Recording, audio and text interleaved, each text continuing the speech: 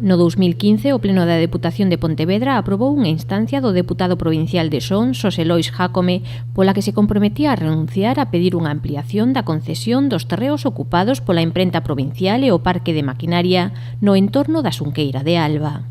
3 anos despois, o organismo provincial anunciou que solicitará a prórroga desta concesión, o que sorprende a Marea Pontevedra. Unha mostra do compromiso ambientalista da Diputación era asumir esta moción que nos presentamos, iso fíxose, pero a vontade de recuperar eses terreos ao final non se plasmou en nada,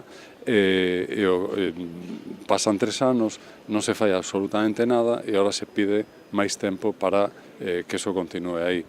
Luís Rei informou de que xa ten rexistrada unha moción para que a Corporación Municipal inste a Deputación a abandonar a Xunqueira de Alba e colaborar na recuperación dos terreos. E agora, como pasaron 3 anos, consideramos que é tempo abondo tamén para que o Concello se interese instando a Diputación a que a cumpra iso e que o cumpra neses términos. Elaborar un proxecto, redactar un proxecto para o desmantelamento das instalacións, por un lado, e por outro lado, redactar un plan colaborativamente entre o Concello e a Diputación para recuperar ese espazo, non? O voceiro de Marea considera sangrante o asunto, tendo en conta que a zona foi declarada espazo natural de interese local no 2012.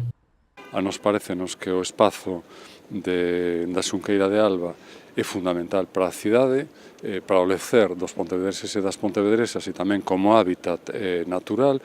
Son, segundo a declaración do ENIL do ano 2012, 670.000 metros cuadrados, dos que 170.000 están ocupados por concesións a distintas administracións. Pola súa banda, o deputado de Son preguntará por escrito á Deputación as razóns do incumprimento do acordo plenario e os plans para o parque de maquinaria e a imprenta provincial.